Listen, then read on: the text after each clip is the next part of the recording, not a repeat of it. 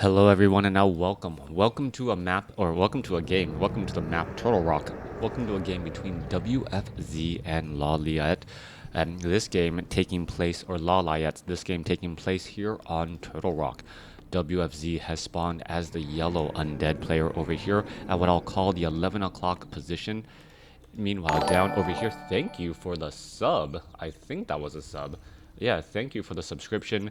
Yeah, always nice to get subs during the time. I couldn't even tell what type of sub that was. Let me give a check. Nope, that was just a YouTube sub. Well, YouTube sub still, thank you very much, as things are already getting underway. What is going down in this particular 1v1 matchup, as well, things are getting ready to start here. We are looking at an altar of elders. There is a moonwell. Meanwhile, an Ancient of War being built very far off to the side. That Ancient of War will be tanking a little bit of that damage going up against these Ogre Warriors and these Forest Trolls. Meanwhile, back on the other end of the map, it is a quick opening Death Knight coming across here. We see a Tomb of Relics and also a Crypt. So far, the hero choice is most likely going to be a Keeper of the Grove. Yes, it is standard play right now. Archers with Keeper of the Grove to open things up. Meanwhile, Death Knight with Ghouls to open things up as well. Turtle Rock, a very interesting map in the number of creep camps, the number of powerful consumable items, and well, the narrow pathways that you often find here.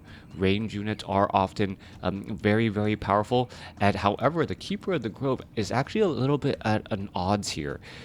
As the Keeper of the Grove gets stronger and stronger, he actually opens up those narrow pathways by opening up more and more of the, well, taking down some of those trees, and thereby, well, making the battlefield larger. You normally want narrow attack ways when you have a lot of range units, trying to make sure that your range units are all dealing damage while your opponent's melee units aren't able to deal nearly as much. We're going to be looking at, well, an Acolyte trying to make its way back, already down to 163 hit points, taking a lot more damage than it bargained for, down to 107 as it finally backs away.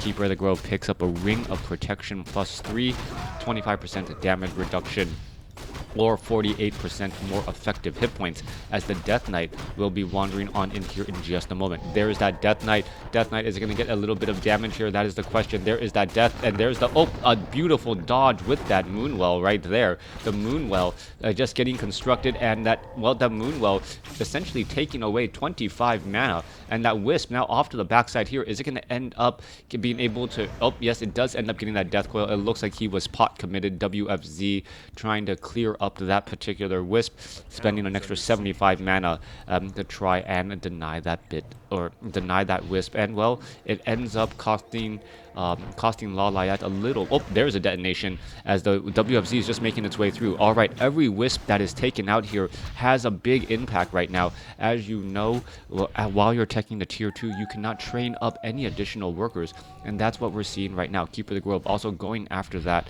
well, just running around in circles. There should be some sort of tech to tier 2 and some sort of follow-up place. Perhaps some Crypt Fiends will be added in there as well, as we are getting in more and more archers. Keeper of the Grove was unable to get to level 2, making it difficult for that Keeper of the Grove to do all too much. We should be looking at more creeping, as well as the Keeper of the Grove. What is it doing? It's trying to find an opponent or find a unit that is simply not there. That skeletal minion was already taken down, and it looks like the Keeper of the Grove is already ready to move out across the map and do a little bit of, well, a little bit of fighting himself. All right, Acolytes going after that, or Archers going after those Acolytes right there. How much damage is it per arrow? 12 damage per arrow, so you need about another, what, 3 or 4 shots to finish off that Acolyte. Acolyte hiding right back over here, gonna end up getting taken down. Is it gonna be able to make its way through? No, it is not. Unable to wake up the giant sea turtles either. That should give the Keeper of the Grove level 2 here as it goes out to creep out against the other side. I think the undead player used too many death coils. Well, yeah, the undead player, he is regenerating a little bit of mana, and it looks as though, where are those ghouls? I thought I saw ghouls out earlier. Ghouls are out across over here. We are going to see a Mantle of Intelligence being left behind. Perhaps the Death Knight will try and pick it up. But what's interesting here, oh, the archer is going to try and create a sort of trap here. That's the question. There's a little bit of damage, a little bit of a wall to prevent that Death Knight from getting that item. Death Knight may try and go back around the other way, and well, the item is now gone. WFZ tries to pick it back up, but the archers shoot that Mantle of Intelligence to death, as an archer could end up trying to Shadow Meld. Does not get it off in time, as the Death Knight did have enough mana for that Death Coil there. More damage getting added in. That archer down to 116. Is it going to get taken down? No, it is not. Shadow Meld perfectly placed down again, as the Keeper of the Grove finishing off a couple of ghouls. We see a Lich being trained up and also a tech to tier 3 to try and get that Orb of Corruption. Very important overall in this matchup, as the Death Knight still sits at level 1. We are 5 minutes into this game, and we still do not see, well, any sign of level 2, or no level 2 yet for that Death Knight. Alright, come on, close this little pop-up. Thank you. Croto, Yao. Hey, how's everyone doing? Thank you for tuning in. Glad to just be around and enjoy some great Warcraft 3 gameplay. This is from the WGL Winter Season Pro Division. Ogre Magi gonna get finished off here. No Death Coil for the Steel Rune Watcher, and a Pendant of Energy now being left behind here, as the archers are going into a massive run. We could see the Naga Sea Witch perhaps with some cold arrows. Keeper of the Grove, well, gonna go ahead and get off a no ensnare. I thought I heard an entangle go down, as the Death Knight and the Lich gonna clear out the remainder of this creep camp. Damage going to be added back over. Keeper of the Grove wants to put in some pressure on his opponent. Is he going to be able to do exactly that? A little bit of damage onto that Lich Unit's going to be backing around Death Knight. Going to try and engage Death Coil, Death Coil Frost Nova straight up onto that Archer. Archer getting taken down there. I don't believe any experience was given, as this Archer is now going to Shadow Meld. Death Knight should consider getting perhaps Dust of Appearance at some point, as the Death Knight now down to a little bit of a problem. Down to 56 hit points. Is it going to get taken out? 27 hit points. Will live to fight another day. There goes a Frost Nova trying to finish off some more units again. What color is what? It's called magenta. It's called violet. I don't know. Yeah, it's much more magenta than it is violet, I think. Claws of Attack +6 picked up by the Keeper of the Grove. Entangle on that Ogre Warrior. The question is going to be whether or not the Keeper of the Grove will be able to make it all the way back home in time before the Death Knight and the Lich come out to, well, do a little bit of party. Lich absorbing a lot of damage. Death Knight may need a Death Coil that Lich here in just a second, and we're looking at a little bit more damage being absorbed by these skeletal minions. Death Knight doesn't want to engage and then gain aggro from that Gargantuan Sea Turtle. Level 7 creep camps often change to the lowest hit point unit fairly frequently, so we're just looking at all of these skeletal minions getting taken out here. Alright, there goes that Gargantuan Sea Turtle. Potion of Invulnerability now left behind. Wait, is this possible triple Venom play? I haven't seen a single Orb of Venom yet. Are we at Tree of Ages? Yes, going to Tree of Eternity. If we get another third, well, if we get the Priestess of the Moon as that third hero, triple Venom going up against all of those ghouls is incredibly powerful, as ghouls, they just take one volley from the Keeper of the Grove, the Naga Sea Witch, and the True Shot Aura, and with the True Shot Aura and the Priestess of the Moon, all of a sudden it drops down to like 0 life pretty fast.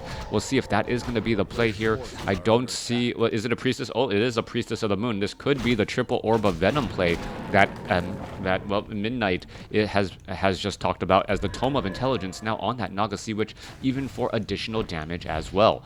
Alright, Mountain Giant in that front line spot. Orb of Venom should be picked up and transferred over to, well, the Keeper of the Grove first. Priestess of the Moon will also want one of those as well, as the Gargantuan Sea Turtle now going to get taken out.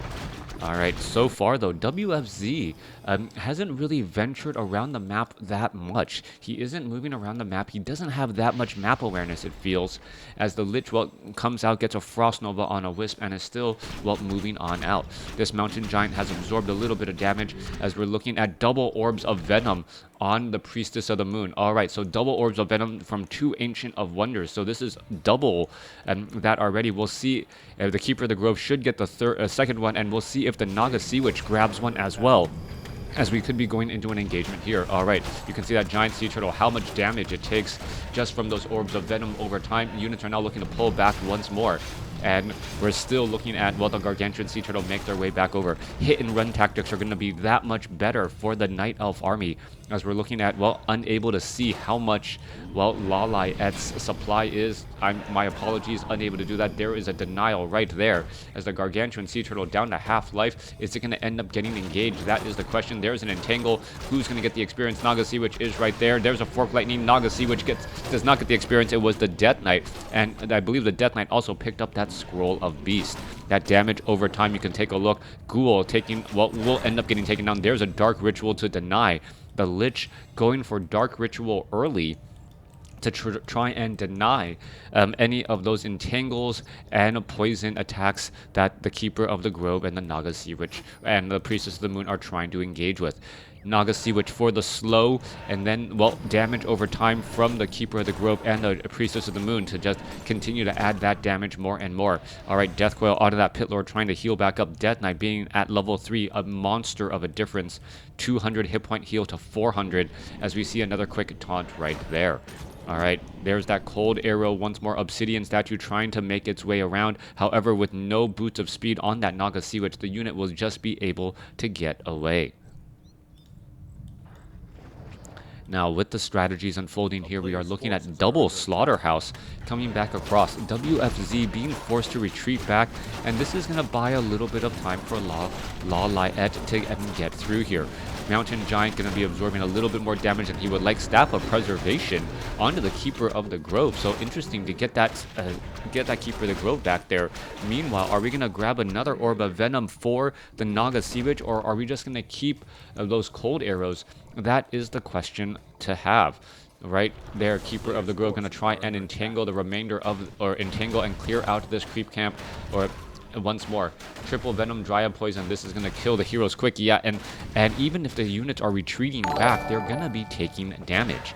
That is the big deal here, as we're looking at both sides clearing out the red creep camp at exactly the same time. And what was going on here, a potential creep jack. Overlord going to end up falling. WFZ gets the experience and the big item. Meanwhile, the Ogre Magi down here, I believe he's the one that drops the Rune of Healing. Yes, there's that. I believe there is that Rune of Healing right there to heal up all of those units. So who actually came out ahead in that battle? Difficult to say, but Rune Bracers were dropped for the Death Knight. Rune Bracer is not going to be really that helpful, though, as we see an Owl Scout now take to the skies. Alright, a majority of the creep camps have already been cleared out. Only red creep camps, or mainly red creep camps, are left at this stage. Pit Lord going to be able to get to level 2. He did go for Cleave first, so he's going to dive on in right here, and you can see him get all of that damage across multiple units. And, well, no Frost Armor onto that Pit Lord, though. The Frost Armor would actually work out very well, as the Death Knight should be getting a Death Coil onto that Pit Lord here in just a moment. Damage absorbed right there. There goes that Ogre Lord. Item picked up by the Death Knight. It is going to be a Medallion of Courage, Strength, and Intelligence bonus for that Death Knight there, as the Pit Lord just wandering around on the inside. I don't think it was Rune Bracers. Overlord dropped something else. Really? Well, what could it have been then? Keeper of the Grove sitting at level 4, double Mountain Giants off to the side here. We are looking at Pit Lord, Lich, and Death Knight coming back. Claws of Attack plus 12, is it? Is it Claws of Attack plus 12? Where's that Death Knight? Well, is it on the Pit Lord? No, is it on the Lich? Oh, wow, never mind. Now, Claws of Attack plus 12. Lich with actually a minimum of 50 damage on that Lich now. So that Lich is also going to be able to deal large amounts of damage per attack, especially with that Orb of Corruption moving much of the armor away. We are trying to entangle a gold mine here, and we see a double expansion coming in from Lawliet, perhaps going to try and keep WFZ off his guard. He got the Rune Bracers maybe at the Gargantuan Turtle at 11. At 11 o'clock? Normally Gargantuan Turtles, the ones in the center location here, normally only give consumable items. So I'm not quite sure how he was able to get the Rune Bracers and that Claws of Attack, based on the timing there. Maybe off over here. No, that was the Medallion of Courage. Alright, if I really want to know, I'd study the replay and figure out where he got that item, but I don't think I'm going to care enough to watch this replay again. Anyways, Priestess of the Moon, and well, we do see the Naga Sea Witch with that third orb of Venom. So we are going into a triple Venom play, and that damage over time, if when you just attack a single target, all of a sudden, those 3 heroes attacking one target and then switching targets actually makes a lot of sense. Let that orb of Venom deal the majority of that damage there, and then let your poison damage start adding up on different units. We are going into Archer Dryads. The majority of the center creep camps are cleared out. We are seeing one final creep camp being left behind here. And well, oh, that's why. It was from this location, this Ogre Lord. I thought it was not cleared out since there was still red, but there it was right there. All right, there goes an Entangle on the Abomination. Devour Magic coming across. Abomination in that front line. Howl of Terror.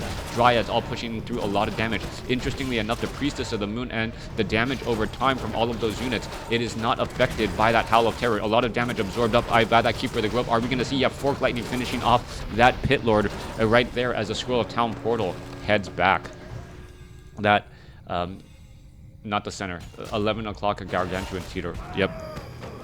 All right. No, so it was off of this location, most likely getting that rune bracers. Since the Ogre Lord was previously taken out, I didn't consider it since there was red on the creep camp still.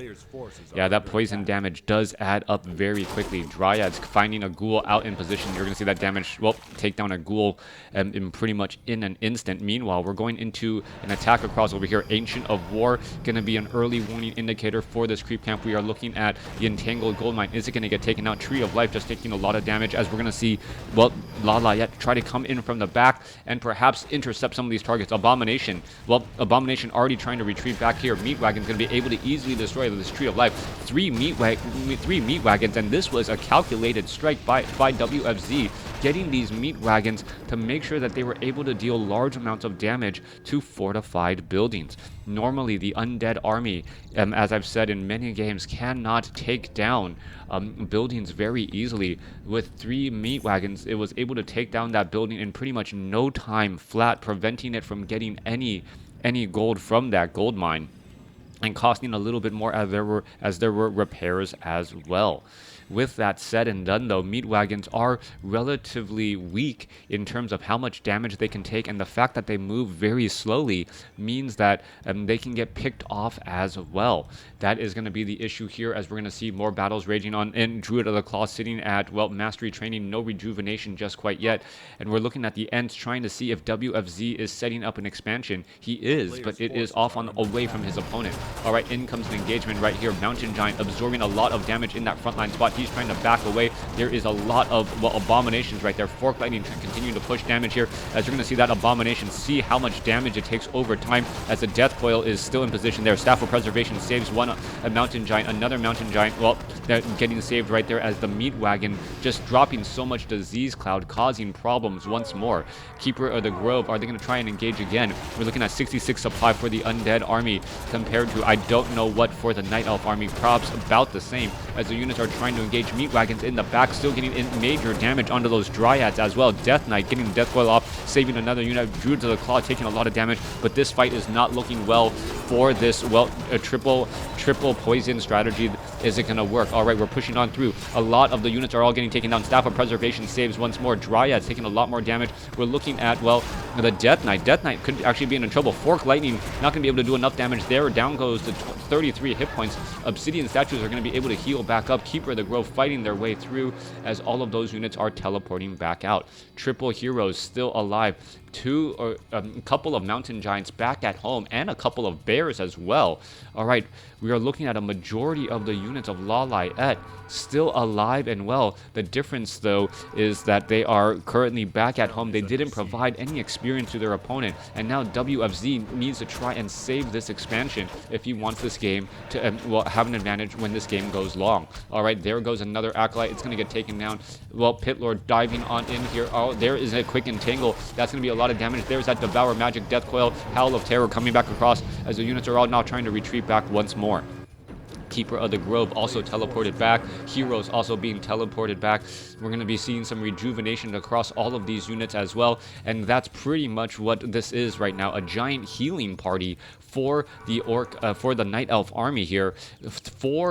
Five Druids of the Claw, all in mastery training, trying to rejuvenate and get these mountain giants back up again. We're looking at a rebuilding of the expansion over here on the bottom left-hand side of the map. Meanwhile, meat wagons, 3 meat wagons, 2 obsidian statues, and that was the reason for the extra slaughterhouse. That extra slaughterhouse to try and keep track or keep up with the production on these abominations. Triple staff, triple orb of venom, big advantages. Nation coming across onto another bear here. Do we see a low hit point? I thought we had 2 mountain giants. Oh, there you go, 2 mountain giants. One of the mountain giants actually still low on hit points here. And in comes this Druid of the Claw, most likely going to mountain giant. Well, the Naga Sea Witch. And there you are. All right, we are looking at Druids of the Claw rolling on out. That is a lot of bears. And, well, it is a complete migration away from the Dryad Archer army. I don't believe WFZ is expecting this. And the fact that there was, 3 bears and 2 mountain giants that were saved, that's going to be the big difference there. Dren, thank you for the host. As the Death Knight, well, units are all making their way back in. All right, what's going on here? Meat Wagon's going to go ahead and, well, try to start lobbing damage against those Dryads. The Dryads are actually just standing very far back as the Meat Wagon's actually focusing a little bit too much. Things could go very poorly all of a sudden. Death Knight, Potion of Lesser Invulnerability used in time. Only 7 seconds though. Staff of Preservation saving another unit. Pit Lord is really deep inside, ends up getting saved, but that damage over time is going to cause a lot of problems, and there goes that Pit Lord getting taken down, and the army actually got split. Meat Wagons, Trents are in the back right there. We could perhaps go into the Naga Sea Witch for some cold arrows to try and prevent right here. There is some Devour magic as the army is trying to regroup once more. All right, bears are trying to make their way to the back. There goes another Meat Wagon taken down. And with that, only 1 obsidian statue, 2 meat wagons, or 2 obsidian statues, 2 meat wagons left out of this entire army. 55 supply compared to Lawliet's. What I have to imagine is a high 60s to low 70. All right, Orb of Venom working together, pretty much counteracting any of the healing that the obsidian statues can do. The focus fire factor and that damage over time just adds up so quickly. We are, 22 minutes into this game, and we are still sitting only at level 4 on the heroes. This is a little bit of a surprise. This is a bit of a surprise, and I think that WFZ is still, has a lot of work to try and do if he wants to get back into this game. Keeper of the Grove sitting at level 4. We'll be ready to push on through here in just a moment. We are looking at Mana Shield. Cold arrows are still available. Druids of the Claw in Druid form actually trying to heal back up, getting a little bit more... come on. That Druid of the Claw needs to get, 10 more mana before he transforms. You do not want to go into the fight while looking like that. That is actually a very bad sign. Death Coil Frost Nova will pretty much take you out in an instant. Destroyers are overhead as well. And, well, it looks like Lawliet says, you know what, I know I'm up on bases. I'm going to be fine here. I'm going to go and transition now into Ancient of Winds, and I don't need to engage against my opponent just quite yet. Once I get to a solid 80 supply, perhaps then I will engage with the supply advantage.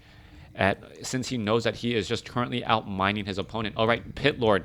Oh, this could be very bad news. Going to get caught in transit once again. Pit Lord does have a Scroll of Town Portal, and this is just going to open things up to try and engage off on the other side here. All right, WFZ may end up losing his main base as all of the units are now in this massive run to try and head back over. Big damage indeed. Priestess of the Moon with plus 32 damage between True Shot or a Roar and... are just sitting on him. All right, more damage is going to be coming across there. Staff of Preservation saves a bear. Destroyers are overhead trying to devour or trying to eat through everything. Are we going to see some Devour magic here? Keeper of the Grove. No Ents are engaging against all of those meat wagons in the back.